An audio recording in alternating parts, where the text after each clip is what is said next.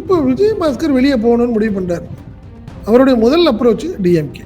But திமுக அவரை வந்து யோசனை பண்றாங்க. சேர்க்கலாமா வேணாமான்னு யோசிக்கிறாங்க. யோசிக்கும் பட்சத்தில் முதல் முறையாக வந்து நேரு தான் வந்து வேண்டாம் அப்படின்னு சொல்றாரு. விஜயபாஸ்கர் வேண்டாம். காரணம் அவரால் நம்ம கட்சிக்காரங்க ரொம்ப பாதிக்கப்பட்டிருக்காங்க. குறிப்பாக புதுக்கோட்டையில் யாருமே விரும்ப மாட்டாங்க தலைவரை, நீங்கள் அதனால் வேண்டாம் அப்படின்னு சொல்கிறார். தேர்தலுக்கு முன்னதாகவே எங்கள் தலைமையிடம் கடுமையாக வலியுறுத்தினோம். தமிழக வெற்றி கழகத்தோடு நாம் கூட்டணி வைக்க வேண்டும் என்று நாங்கள் வலியுறுத்தினோம். தலைமை செவிமடுக்கவில்லை. தாவேக்கா நிர்வாகிகளுக்கிட்ட ஒரு கடுமையான ஒரு அதிருப்தி ஆகிட்டே போகுது நாளுக்கு நாள். காரணம் என்ன? சரி, நீங்கள் திமுக அண்ணா திமுக இல்லாத ஒரு புதிய சக்தின்னு தானே எங்களெல்லாம் கொண்டாந்தீங்க, புது நியூ சாதாரண ஆட்களை கொண்டாந்தீங்களே, இப்போ திருப்பி இவங்கள கொண்டாந்துட்டீங்கன்னா எங்களுக்கு வேலை இல்லாமல் போயிடுமே அப்படிங்கிற ஒரு பயம் வந்துருச்சு.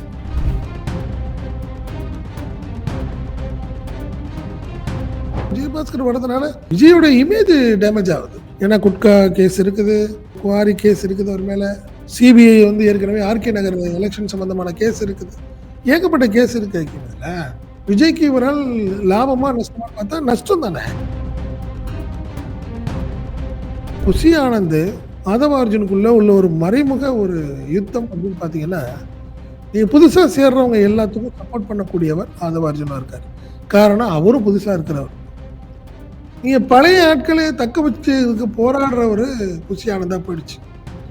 இப்போ நீங்கள் மன்றத்தில் உள்ளவங்க எல்லாம் போய் புலம்புறது புஷி ஆனந்துட்ட. பட் புதுசு ஆட்களை சேர்க்கணும் அப்படின்னு ஒரு கிளியர் ஆகணும்னா நேராக நீங்கள் ஆட்டோமேட்டிக்காக ஆதவார்ஜுனை நீங்கள் லைன் எடுத்தீங்கன்னா அவர் வேற ஒரு இடம் பிடிச்சி கட்சியில் சேர்ந்துடலாம். இப்படிங்கிற ஒரு ஒரு அதாவது விரிசல் கொஞ்சம் அதிகமாகிட்டே போகுது. இன்னைக்கு சம்பவத்தெல்லாம் பார்த்தீங்கன்னா கிரிமினல் வழக்கு இருக்கு அவர் மேலே, சொத்து குவிப்பு வழக்கு இருக்கு, புரியுதுங்களா?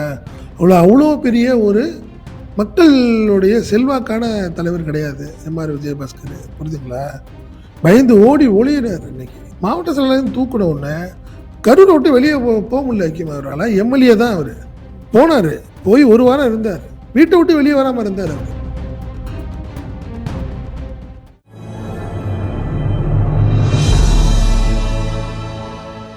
தமிழ் நியூஸ் நேயர்களுக்கு வணக்கம். இன்றைய நேர்காணலில் நம்ம இருந்திருப்பவர் தமிழ் நியூஸோட ஆசிரியர் மற்றும் பத்திரிகையாளர் திரு செந்தில் சார். சார் வணக்கம். வணக்கம். தமிழக வெற்றி கழகத்தில் பெரும் பெரும் ஜாம்பவான்கள்லாம் வந்து இணைந்து கொண்டிருக்கிறார்கள். எதுக்கு உட்கார்ந்துட்டு இருக்கீங்க? செல்ஃபி எடுங்க. அங்கே உட்கார்ந்துட்டு இருக்கவங்க எல்லாம் சாதாரண ஆட்கள்லாம் நினைக்காதீங்க, ஜாம்பவான்கள். அது அங்கே அந்த எதிர் திசையில் இருக்கக்கூடியது வெறும் லெட்டர் பேட் தான் அப்படின்னு சொல்லி முன்னாள் அமைச்சர் திரு சி விஜயபாஸ்கர் அவர் வந்து பேசியிருக்கிறாரு. அம்மையார் கனிமொழி இந்த சமயத்தில் ஒரு ஸ்டேட்மெண்ட் விட்டுருக்காங்க. Washing machine. ஆமா, இந்த வாஷிங் மிஷின் ஊழல் கரையை மட்டும் தான் நம்ம வந்து சுத்தம் செய்யணும்னு நினைச்சிட்டு இருந்தோம். ஆனா குட்கா கரையும் சுத்தம் செய்யணும் இப்பதான் நம்ம புரிஞ்சுக்கிட்டோம் அப்படின்னு சொல்லி கனிமொழி விமர்சனம் வச்சிருக்காங்க. ஸோ அப்போ விஜயும் பங்கேற்பார் அப்படின்னு ரொம்ப எதிர்பார்ப்போடு இருந்துச்சு. பட் ஆனா அவருமே அன்பார்ச்சுனேட்லி இப்ப கலந்து கொள்ளாத ஒரு சூழ்நிலை. எம்ஆர் விஜயபாஸ்கர் மற்றும் சி விஜயபாஸ்கர் மற்றும் பல அதிமுகவினுடைய நிர்வாகிகள் இணைப்பு விழா எப்படி பாக்குறீங்க? இது வந்து மிகப்பெரிய இது இணைப்பு விழாங்கிறத விட இந்த ஆர்கனைசிங் இந்த விஷயங்கள்லாம் பார்க்கும்போது தாவேக்கா நிகழ்ச்சியா அதிமுக நிகழ்ச்சியா அப்படிங்கிறது தான் மேட்ரு. காரணம் பார்த்தீங்கன்னா நேற்று இரவு அந்த மகாபலிபுரம் அந்த ரிசார்ட்டில் அந்த ஏற்பாடுகள் வந்து விஜயபாஸ்கர் மட்டும் இல்லை, விஜயபாஸ்கர் இல்லாமல் கடம்பூர் ராஜு, உடுமலை ராதாகிருஷ்ணன் இவங்க எல்லாமே அந்த நிகழ்ச்சிக்கான ஏற்பாடுகள்லாம் பண்ணாங்க.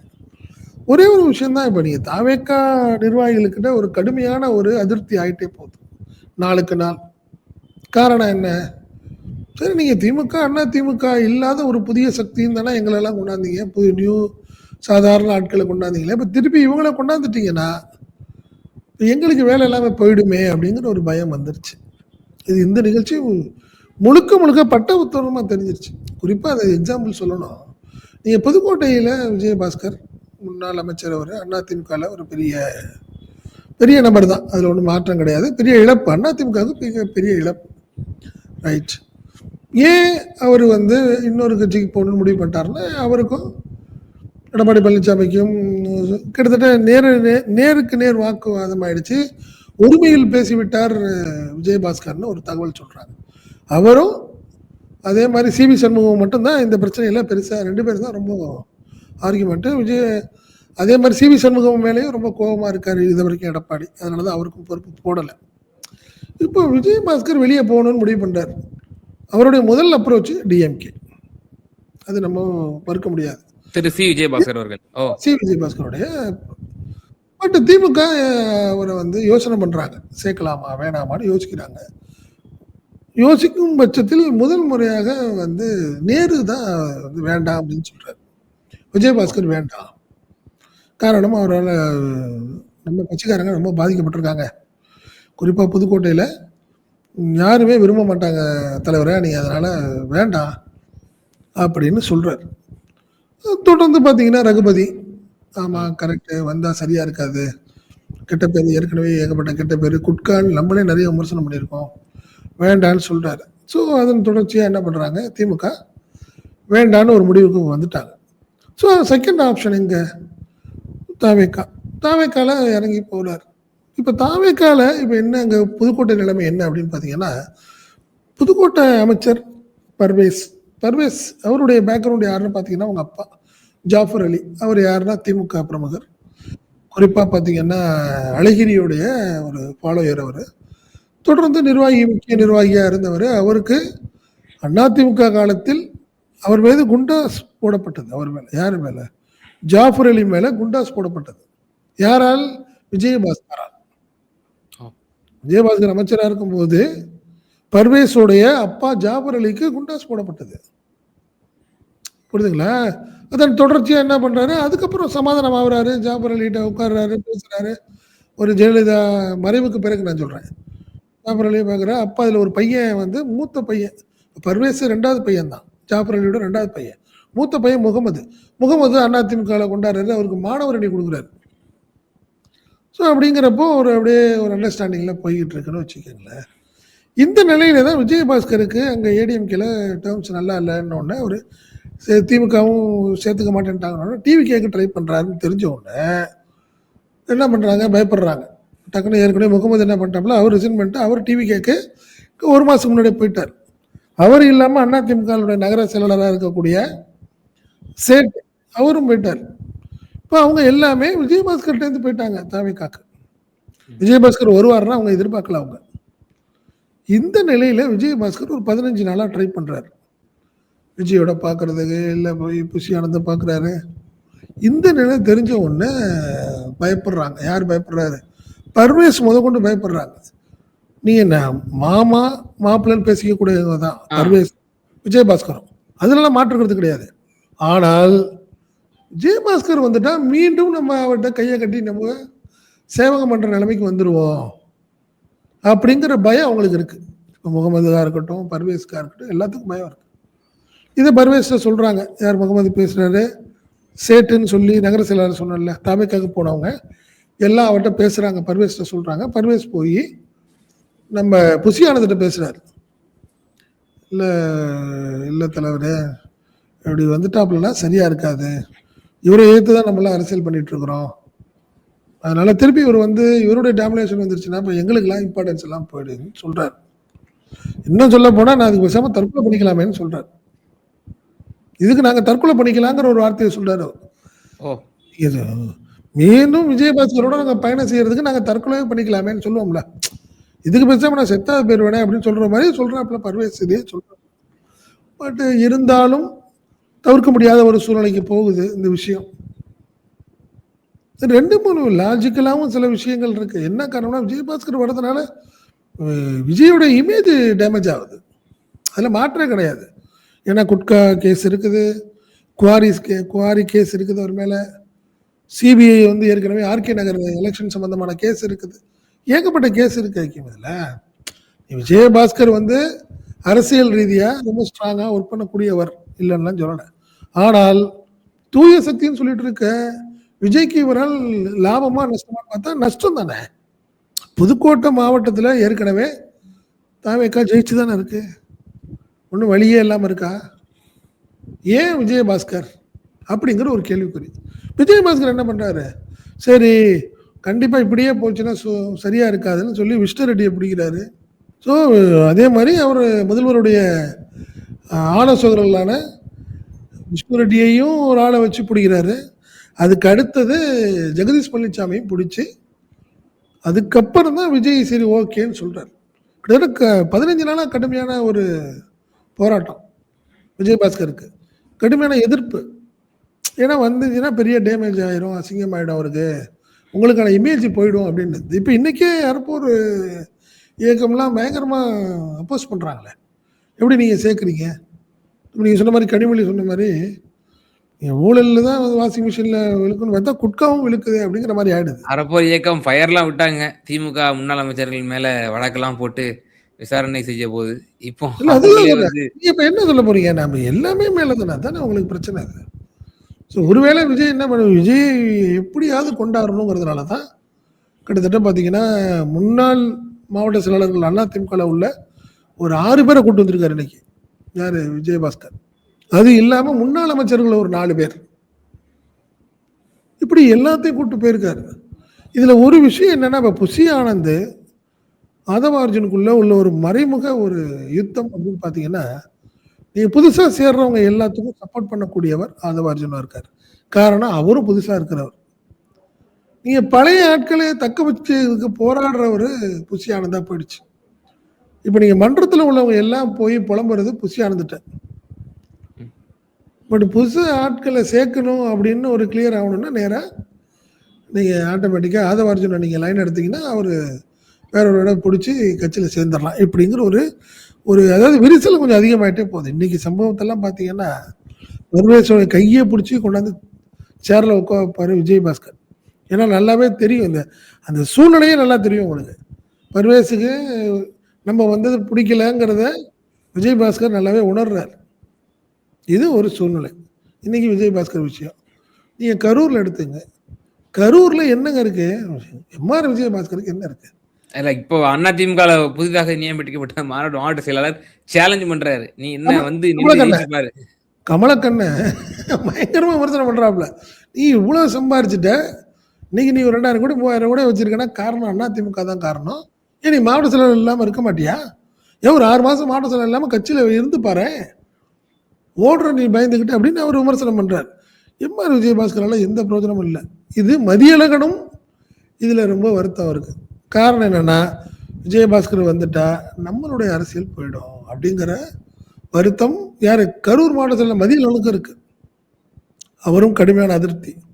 திருச்சியில் எடுத்துக்கிட்டீங்கன்னா ஏற்கனவே பழைய ஆட்கள் எல்லாம் விட்டுட்டு கூப்பா கிருஷ்ணன் அவர் வந்தார். அவர் அதிமுகவுடைய முன்னாள் அமைச்சர். அவர் ஒரு பக்கம். இப்பயுமே இங்கே பெரிய 2 பேருக்கும் பெரிய யுத்தம் ஓடிக்கிட்டு இருக்கு. யாருக்கு? ரமேஷ் அமைச்சர், திருச்சியுடைய பொறுப்பு அமைச்சர். அவர் கூப்பா கிருஷ்ணன் வாரிய தலைவர். நீங்கள் வாரிய தலைவர் பவரா அமைச்சர் பவரான்னு திருச்சியில் ஒரு பாலிடிக்ஸ் ஓடிக்கிட்டு இருக்கு. அது இல்லாமல் ஏற்கனவே அதிமுகவில் நீங்கள் வெள்ளமண்டி நடராஜன் முன்னாள் அமைச்சர், அவர் வந்து ஏற்கனவே சேர்ந்துட்டார். அவர் ஒரு பையனும் வந்து சேர்ந்தாங்க, எல்லாத்துக்கும் தெரியும். என் பாதி நிர்வாகிகள் இங்கே வந்துட்டாங்க. அதிமுக நிர்வாகிகள் பாதி பேர் வந்துட்டாங்க. வந்து கோஷ்டி பூசல் கடுமையா இருக்கு. நீங்க பழைய ஆட்கள் எல்லாமே வருத்தத்தில் இருக்காங்க. இப்போ இன்னைக்கு யாரு? சீனிவாசன் முன்னாள் துணை மேயர், அவரு முன்னாள் அமைச்சர் ஸ்ரீரங்கத்தை சேர்ந்த வளர்மதி, அவங்க எல்லாமே சேர்றாங்க. இன்னைக்கு சேர்ந்துட்டாங்க. இப்போ அவங்க வருவதனால தாவேக்கால ஏற்கனவே இருந்தவங்களுக்குலாம் அடுத்த பயம், என்ன செய்யறதுன்னு தெரியல.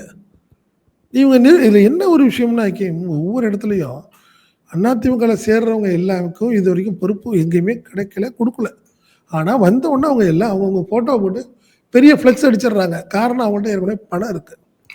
பழைய நிர்வாகிகளாக இருக்காங்க பாருங்க, மாவட்ட செயலாளர், ஒன்றிய செயலாளர்லாம் இருக்குங்க பாருங்க, ஏற்கனவே தாவேக்கால. அவங்களுக்கு பணம் இல்லை, ஒன்றும் இல்லை. அவங்களுக்கு அந்த ஃப்ளெக்ஸில் ஃபோட்டோவில் இடமும் இல்லை. அவன் எல்லாம் போய் கம்ப்ளைண்ட் பண்ணுறான், எங்கள் ஃப்ளெக்ஸ் அடித்து போட்டிருக்காங்கண்ணே, என் ஃபோட்டோலாம் இல்லைண்ணே அப்படின்னு அவன் போய் ஒரு இடத்துல புலம்புறான். ஸோ இந்த நிலையில ஒரு குழப்பத்தின் உச்சமா போயிருக்கு. இப்போ செங்கோட்டையன் போன்றவர்கள்லாம் நம்ம கொஞ்சம் ஓரளவு நியாயம் பேசலாம். ஏன்னா அவரெல்லாம் வந்து எது அன்டெஸ்டட் நாட் ப்ரூவனா இருக்கக்கூடிய சமயத்துல போய் ரிஸ்க் எடுத்து சேர்ந்தாருன்னு சொல்லுவாங்க. இப்போ இவங்கெல்லாம் வெற்றியை பார்த்துட்டு முதலமைச்சர் ஆனதுக்கு பிறகு இவங்கெல்லாம் வர்றாங்க. இப்போ இருக்கிறவங்க எக்ஸிஸ்டிங் மாவட்ட செயலாளர்கள், அங்க இருக்கக்கூடிய பொறுப்பு அமைச்சர்களுக்கு ஒரு பயம் ஏற்படும். ஆஹா, இவ்வளவு பெரிய வரவு வருதுன்னா நம்ம இருப்பு என்ன ஆகுதுன்னு கேள்வி வரும். அதுலயும் ஒரு சிக்கல் இருக்கு. இல்ல மாவட்ட அளவுல நீங்களே இருங்க, இவரோட ஸ்டேட்டஸ் கோ உயர்ந்து மாநில அளவு பொறுப்பு கொடுத்தாலும் அதுவும் நிச்சயமா ஒரு சங்கடத்துக்கு உள்ளாகும். நேத்து வந்து உங்களுக்கு போய் குடுக்குறீங்க. நாங்க வந்து இப்ப எந்த ஒரு பிரதிபலனும் எதிர்பார்க்காம தானே ஒரு குப்பனும் சுப்பனும் நீங்க நிக்க வச்சீங்க அப்படின்னு சொல்லி லூசு, அதுலயும் லூசு. சிக்கல் வரும். அப்ப எங்க சுத்தினாலும் சிக்கல் வரக்கூடிய ஒரு நடவடிக்கையா தான் வந்து புதிதாக வரக்கூடிய விஜய்க்கு ஒரு பெரிய தலைவலி ஆக்கியம் இது. பெரிய தலைவலி. காரணம் என்னன்னா 30 வருஷமா 20 வருஷமா அவரோட மன்றத்துல அவருக்காக போஸ்டர் அடிச்சு ஒவ்வொரு சினிமா தேட்டர்லயும் மாலை போட்டு ஃப்ளெக்ஸ் வச்சு கட் அவுட் வச்சவங்க தான் அந்த கூட்டம். இப்ப இவங்களுக்கெல்லாம் வலிக்காம வந்து உட்கார்ந்து ஒரு வேலையை பார்க்க ஆரம்பிச்சிட்டீங்கன்னா என்ன எப்படி இருக்கும் உங்களுக்கு?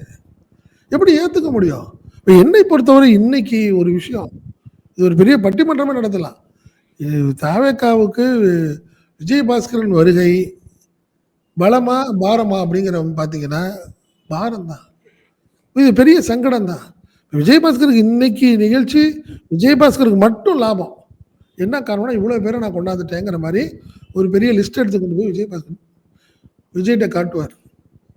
இதை பாருங்க இத்தனை மாவட்ட செயலாளர்கள் இத்தனை முன்னாள் அமைச்சர்கள்லாம் நான் கூப்பிட்டு வந்திருக்கேங்கிற மாதிரி. ஏன்னா இந்த விழா அவருடைய விழாவை காட்டுகிறார். ஆனால் அந்த விழாவில் இவங்கெல்லாம் சேர்ந்த மாதிரி கணக்கு வருது. ஏன்னா விஜயபாஸ்கருக்கு இது ஒரு லாபம். மற்றபடி கூட போனவங்க யாருக்கும் லாபமா இருக்க மாதிரி தெரியல. அதுதான் உண்மை. ஆமா. இப்போ விஜயபாஸ்கரை பத்தி இப்ப நம்ம அலசி ஆராய்ஞ்சோம். இப்ப அடுத்து இன்னொருத்தர் அவருடைய பிரதர் பாஸ்கர் எம்ஆர் விஜயபாஸ்கர் அவர்களும் வந்து இப்போ இணைஞ்சிருக்கிறாரு. அவருமே பல மாவட்ட செயலாளர்களையும் அதே போல பல தொண்டர்களையும் வந்து இணைச்சிருக்கிறாரு. இப்போ இவரால் வந்து திரு விஜய்க்கு என்ன லாபம், அப்புறம் விஜய்க்கு இவரால் ஏற்படக்கூடிய சங்கடங்கள் இன்னும் பல விஷயங்கள் இருக்கு. இவர் மேலேயும் கரப்ஷன் சார்ஜஸ், கிரிமினல் வழக்கு இருக்கு, அவர் மேல சொத்து குவிப்பு வழக்கு இருக்கு. புரியுதுங்களா?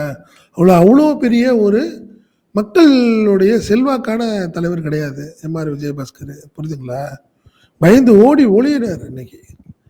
இனிமே வந்து காரணம் என்னன்னா மாவட்ட செயலாளர் தூக்கின உடனே கரூரை விட்டு வெளியே போக முடியல. ஐக்கியம் அவரால் எம்எல்ஏ தான் அவர் போனாரு. போய் ஒரு வாரம் இருந்தார். வீட்டை விட்டு வெளியே வராமல் இருந்தார். அவருடைய நிலைமை அதுதான், உண்மை அதுதான். புரியுதுங்களா? அவருக்கு ஒரே பிரச்சனையே அவருக்கு செந்தில் பாலாஜி தான். செந்தில் பாலாஜியை எப்படியாவது நீங்கள் ஏதாவது ஒரு கேஸ் போட்டு அவர் உள்ளே போடுங்க, அப்போ தான் நான் வாழ முடியும். இந்த ஒரே ஒரு டிமாண்டில் தான் போவார் அவர்.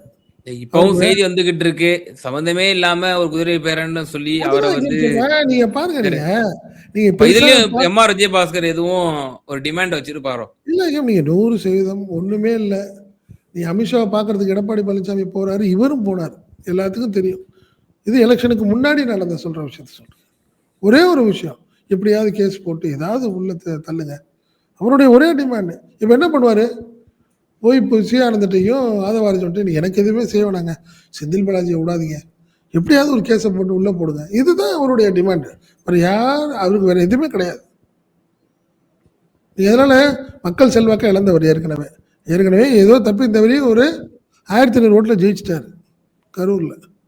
புரியுதுங்களா? பட் இனிமே வாய்ப்பு இல்லாமல் போயிடுச்சு. இப்போ இனிமேல் சீட்டும் தரப்போறதில்ல, அவருக்கு வாய்ப்பு இல்லாமல் போயிடும். இந்த நிலையில தான் எம்ஆர் விஜயபாஸ்கர்லாம் அது வேஸ்ட் ஆக்கியும் அவங்க என்கரேஜ் பண்ணலை. வேற வழி இல்லாமல் திடீர்னு அவரை ரிசைன் பண்ணிட்டு போயிட்டாரு. இதுதான் வேணும். புரியுதுங்களா?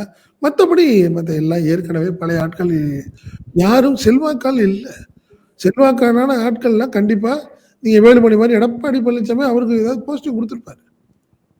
போஸ்டிங்கே கொடுக்கலையே. நீ கொள்கை பரப்பு துணை செயலாளர் கொடுத்தாரு. யாருக்கு? எம்ஆர் விஜயபாஸ்கருக்கு.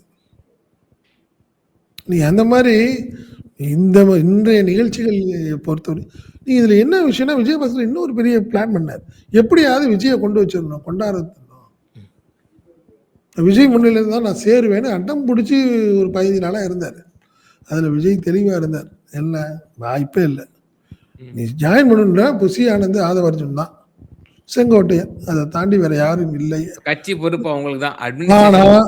ஆனா நேத்து தெளிவா என்ன பண்ணிட்டாரு, மகாபலிபுரத்துல இந்த கூட்டணி கட்சி தலைவர்கள் சந்திப்பு நிகழ்ச்சிக்கு யாரோ சொன்ன அடிப்படையில் நேராக போய் கியூல நின்று விஜய் வரும்போது அவர்கிட்ட ஒரு பொக்கியை கொடுத்து ஒரு போட்டோ எடுத்து போட்டார். அது தெரியுங்களா உங்களுக்கு? இவங்க எல்லாத்தையும் கூட்டு போனாரா விஜயபாஸ்கர்? வளர்மதியை கூட்டு போனாரு. விஜயபாஸ்கருங்க அங்க போய் நின்று விஜய் பார்த்து ஒரு பொக்கியை கொடுத்துட்டாரு நேத்து.